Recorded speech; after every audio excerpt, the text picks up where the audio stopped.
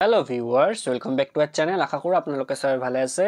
so আজি আমি এই ভিডিওৰ জৰিয়তে BTC সৰকাৰেৰ যে টিচাৰ ৰিলেটেড কামবিলাক পেন্ডিং হৈ আছে আপোনালোকে জানে যে LPUP তাৰ পিছত GTPGT নেক্সট ৰিক্ৰুটমেন্ট প্ৰসেসটো কেতিয়া স্টাৰ্ট হ'ব আৰু তাৰ ওপৰে বহুত ইম্পৰ্টেন্ট এটা যে আমাৰ প্ৰেজেন্ট BTC যে এডুকেশন মিনিষ্টাৰ ৰবিৰাম নাৰ্জাৰী সাৰে 31 অক্টোবৰত কি এটা গুৰুত্বপূৰ্ণ মন্তব্য আগবঢ়াইছে এই গোটেইবিলাক বস্তু আমি আজি এই ভিডিওৰ জৰিয়তে আপোনালোকৰ মাজলৈ ডাঙি ধৰিবলৈ চেষ্টা কৰিম সো বলক আমি ভিডিওটো স্টাৰ্ট কৰো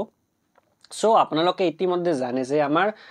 প্ৰায় 1000 মান পোষ্ট UPPL সৰকাৰ থাকতে LPUPৰ কামবিলাক পেন্ডিং হৈ আছিল সো আপোনালোকে এটো জানে বা আপোনালোকে যিহতে ফর্ম ভৰিছে হিয়তে এই বস্তুটো ভালকে জানিব যে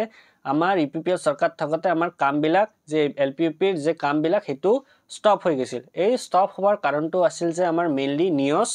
আৰু কোড অফ কন্ডাক্টটো লাগি যোৱাৰ কাৰণে সো ইতিমধ্যে যেহেতু BPFৰ সরকার গঠন হৈ গল গোটেইবিলাক কামবিলাক ফিনিশ হৈ গৈছে সো এতিয়া BPF সৰকাৰৰ যে present education minister Rabiram Narzary সাৰে মন্তব্য আগবঢ়াইছে যে হিয়তে এটা কমিটি গঠন কৰি দিছে আৰু কমিটি বিলাক পুনৰাই ৰিভেৰিফিকেশনৰ কামবিলাকো কাম কৰিবলৈ এতিয়া স্টাৰ্ট কৰি দিছে সো আপোনালোকে ভাবিব পাৰে যে স্যাৰ ৰিভেৰিফিকেশন হলে কি পুনৰাই আমাৰ PDP হ'ব নেকি সো PDP মানে হৈছে ফিজিক্যাল ডকুমেন্ট ভেৰিফিকেশন সো মই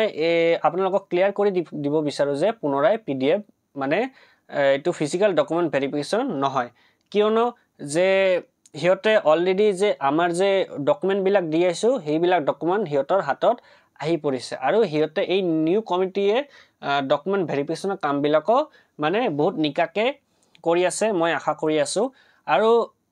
BPF সরকার এটা ভাল মানে মন্তব্য আগবঢ়াইছে যেটো হৈছে যে হিয়তে যে টিচাৰৰ যে LPUPৰ হেতু ডিক্ৰিজিং অৰ্ডাৰত মানে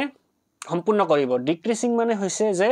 যাৰ মাৰ্ক বেছি আছে হিয়তে আগত পাব তাৰ পিছত যে কম হৈছে সেই হিচাপত চাকৰিটো হিয়তে দিয়া হ'ব LPUPৰ